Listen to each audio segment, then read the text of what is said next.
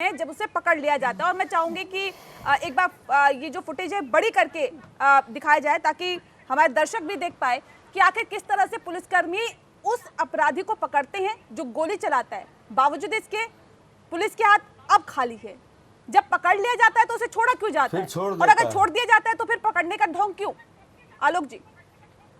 अजय सिंह बिष्ट और धीरेन्द्र सिंह, एक minute sir सुनिए।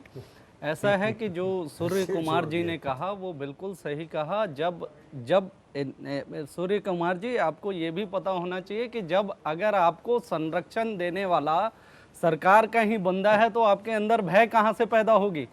भय पैदा करने के लिए अब आप सोचे, एक अपराधी गोली मार देता है हजारों लोगों के बीच में, हम उसको संरक्षित करते हैं। कौन कर रहा है? विधायक कहता है वहाँ का कि वो आत्मनिर्भर, मतलब अपने आप को बचाने के लिए उन्होंने आत्मरक्षक के रूप में उन्होंने वो काम किया। मैं कहता हूं कि 1000 लोगों में उनपे कौन गोली चला रहा था, कितने बंदूक थे और कौन कर रहा था इस काम को? अगर आप आत्मरक्षक क्यों कर रहे थे जब वहाँ पुलिस प्रशासन मौजूद है और वहाँ पे या तो आप खुद बीजेपी के नेता होके आप बीजेपी को बदनाम करने का काम कर रहे हैं। आप खुद बदनाम कर रहे हैं अपनी पार्टी को कि बीजेपी का सरकार ठीक नहीं है। हम लोग समाज सेवी लोग इतना ही कहना चाहते हैं कि देश हमारा है, ये किसी पार्टी का देश नहीं है, ये किसी नेता का देश नहीं है, ये देश हमारा है और इस देश में सभी की रक्षा होनी चाहिए। और अगर कोई गलती करता है,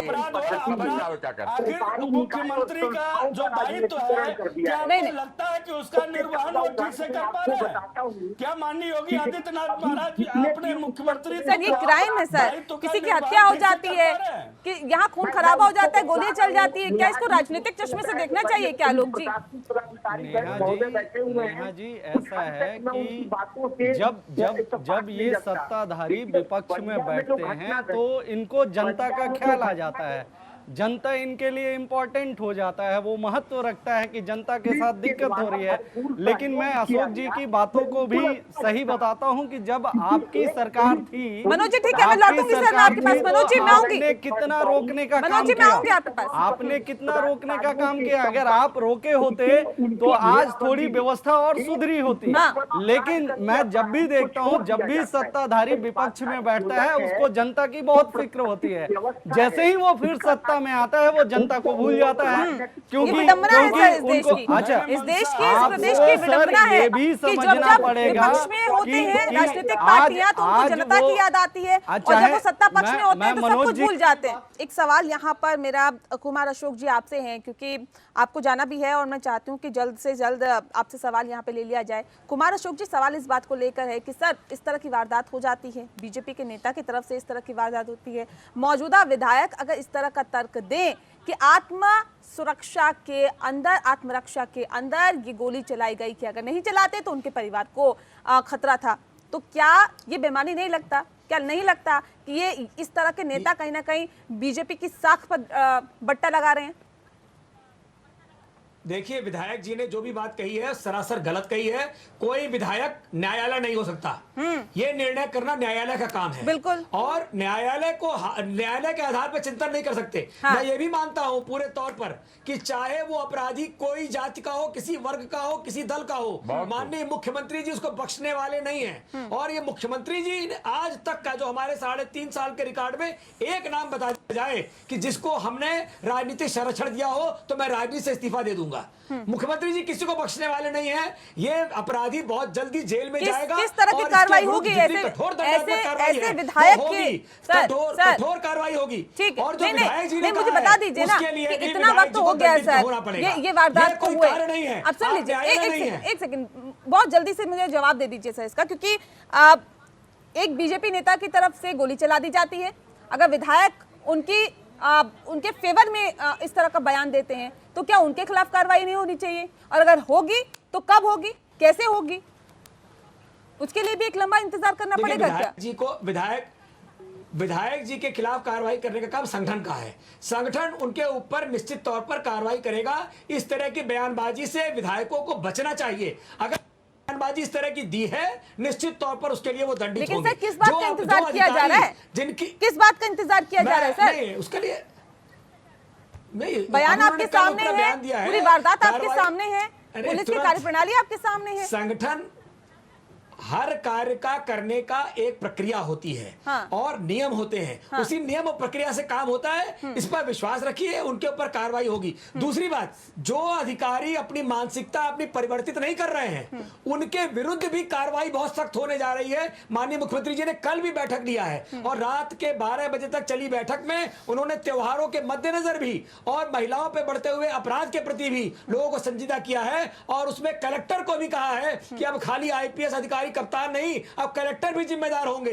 तो अधिकारी को भी दंडित करना सरकार का यही काम है। सर, जब अधिकारियों को दंडित कर दिया गया तो ऐसे विधायकों को क्यों नहीं दंडित किया जाए? जब वहां के एसडीएम को सस्पेंड किया गया तो विधायक को सस्पेंड करने में टाइम क्यों लग रहा है?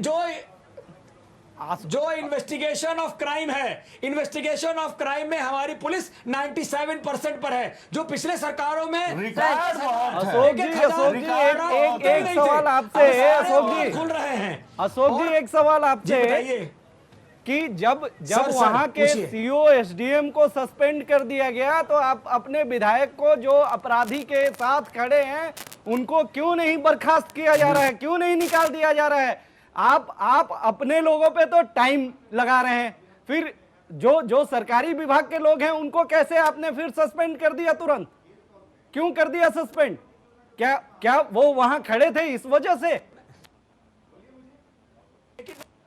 मुझे लगता है कि वर्तमान सरकार की मनस्थिति को आपने ठीक से समझा नहीं, इसलिए आपने ऐसा सवाल कर दिया। माफ कीजिएगा, अगर क्योंकि ये मामला सुरेंद्र सिंह जी के साथ है और वहां पर विधायक सुरेंद्र सिंह का बयान है, अगर सुरेंद्र सिंह के बदले किसी दूसरे लोगों का बयान होता तो उनकी गाड़ी पलट जाती और नहीं या उनको सस्पेंड कर दिया जाता। ये पूरा उत्तर प्रदेश जानता है।